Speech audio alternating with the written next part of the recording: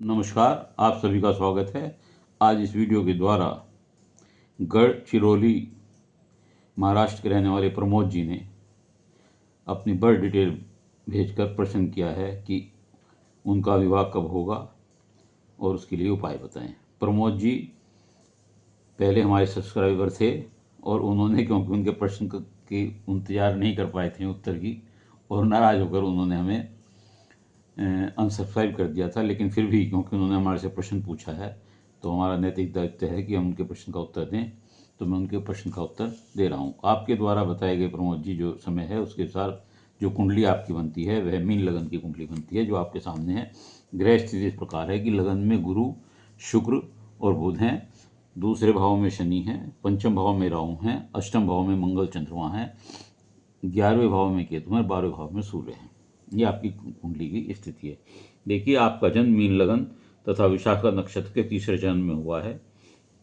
जन्म राशि आपकी तुला है तथा वर्तमान में आपको बुध की महादशा चल रही है, जो बुध आपका सप्तमेश से शादी का स्वामी है, उसकी महादशा आपको चल रही है। लेकिन उसमें केतु का अंतर चल रहा है, जो 6/4/27 तक रहेगा।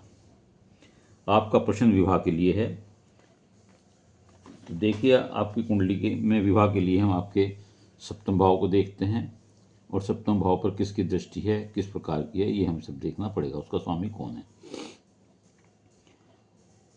तो आपकी कुंडली में अष्टम भाव में मंगल चंद्रमा के साथ बैठे हुए हैं, जिस कारण आप मंगली हैं। आपकी कुंडली मंगली वाली कुंडली है तथा चंद्र के साथ भी बैठने के कारण लगन कुंडली से भी आप मंगली हैं तथा चंद्र कुंडली से भी आप मंगली बैठते हैं। सप्तमेश में के स्वामी बुध हैं, जो बुध लगन में बैठे हुए हैं, सप्तमेश के स्वामी होकर के, सुखेश के स्वामी, चतुर्भाव के स्वामी होकर के यहाँ पर लगन में बैठे हुए हैं और लगन में बैठ करके अपने घर को देख रहे हैं। ये भी यहाँ पर नीच के बैठे हुए हैं, हालांकि केंद्र में बैठे हुए हैं, इसलिए नीच का कोई विशेष प्रभाव नहीं होगा। ऐसी स्थिति में विवाह का योग और मंगली प्रभाव के कारण, और भाग्येश भी, क्योंकि आपका मंगल है, वृश्चिक राशि भाग्य स्थान में बैठी हुई है, तो आपका भाग्येश, भाग्योदय का वर्ष भी 28वां होता है। तो ऐसी स्थिति में आपका विवाह का योग 28वें वर्ष से या 28वें वर्ष 28/29 वर्ष में शुरू होता है। भाग्योदय भी इसी में होगा, फल भी इसी में मिलने होंगे। इसके अतिरिक्त बुध की महादशा में की कुंडली में बुध आपका विवाह कारक है और उसकी महादशा भी चल रही है,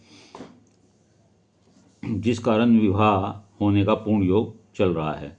लेकिन बुध में केतु का अंतर खत्म हो जाएगा, और ये केतु का अंतर आपको 6/4/27 में खत्म हो जाएगा, और उसके बाद बुध में शुक्र का अंतर होगा, जो 6/2/30 तक रहेगा।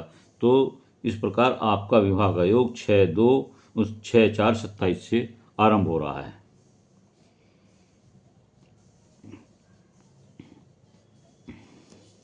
और ये पूर्ण विवाह का योग है, अर्थात आपका विवाह 28/29 वर्ष में होगा। विवाह का योग वैसे 6/2/30 तक है। अगर आप 28वें वर्ष में भी किसी वजह से विवाह नहीं होता तो 6/2/30 तक अवश्य हो जाएगा। लेकिन मेरा मानना यह है कि आपका विवाह 28/29 वर्ष में अवश्य हो जाएगा। आपकी पत्नी सुंदर होगी। लगन में आपके गुरु सुग्रही बैठे हुए हैं, जो पत्नी स्थान को देख रहे हैं। बुध अपने घर को देख रहे हैं, और लगन में शुक्र भी बैठे हुए हैं, जिनकी दृष्टि भी आपकी पत्नी स्थान पर है। विवाह अच्छा होगा, पत्नी नौकरी वाली होगी। विवाह के बाद आपका भाग्योदय होगा। आपकी कुंडली में पंचम भाव में राहु होने के कारण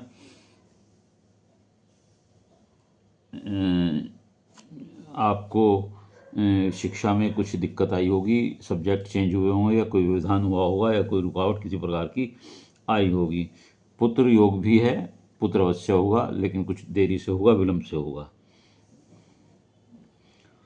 तो इस प्रकार आपकी कुंडली का जो प्रश्न का ये था, जवाब मैंने दिया है। लेकिन आपको एक और बात बता दूं, क्योंकि अष्टम भाव में आपके मंगल के साथ चंद्रमा बैठे हुए हैं। अष्टम में जब चंद्रमा होते हैं तो ऐसे लोगों को पानी से खतरा होता है। तो इसलिए आप गहरे पानी में, रुके हुए पानी में, तेज चलते पानी में, नदी में, समुद्र में, बीच में प्रवेश ना करें, अन्यथा आपके जीवन को खतरा हो सकता है। विदेश योग आपकी कुंडली बना हुआ है, सूर्य आपके 12वें भाव में बैठा हुआ है, मंगल अगर किसी के अष्टम में हो और चंद्रमा तो वो भी विदेश योग देता है। तो इस स्थिति में आपका विदेश योग है। और इसके अलावा आपकी कुंडली में शुक्र और बुध लक्ष्मी नारायण योग बना रहे हैं, बहुत अच्छा योग है। लगन में तीनों ग्रह बैठे हुए बहुत अच्छे हैं, जो आपको सब सुख सुविधाएं, मकान, वाहन, धन धान्य का पूर्ण आपको योग है। शादी के बाद होगा। आप निश्चिंत रहिए कि 28-29 साल तक आपका विवाह हो जाएगा। उपाय के लिए आप क्या करें, आपने उपाय पूछा है तो आप गणपति जी की पूजा करें, उन पर दूबड़ा चढ़ाएं, दुर्गा माता की या लक्ष्मी जी की पूजा करें और हनुमान जी चालीसा का पाठ करें। आप ये उपाय करेंगे तो आपका जीवन पूर्णतः सफल जीवन होगा। उम्मीद है आपको अपने प्रश्न का उत्तर मिल गया होगा। और यदि आपको वीडियो अच्छा लगी हो तो इसे लाइक करिएगा, शेयर करिएगा, कमेंट्स बॉक्स में जाकर अपने विचार लिखिएगा। इसके अलावा यदि किसी और का कोई प्रश्न हो तो वह मेरे चैनल को सब्सक्राइब करते हुए अपनी डिटेल भेजकर अपना एक प्रश्न पूछ सकता है। उत्तर अवश्य दूंगा। उत्तर के लिए धैर्य से इंतजार करें। और यदि कोई ये चाहता है कि उसकी कुंडली पब्लिकली एक्सप्लेन ना करी जाए तो वह प्राइवेटली अगर अपने डिटेल पूछकर अपने सवाल का जवाब चाहता है तो मेरे इस चैनल पर दिए हुए व्हाट्सएप नंबर पर अपना प्रश्न पूछकर डिटेल पूछ सकता है कि उसका उत्तर किस प्रकार मिलेगा। धन्यवाद।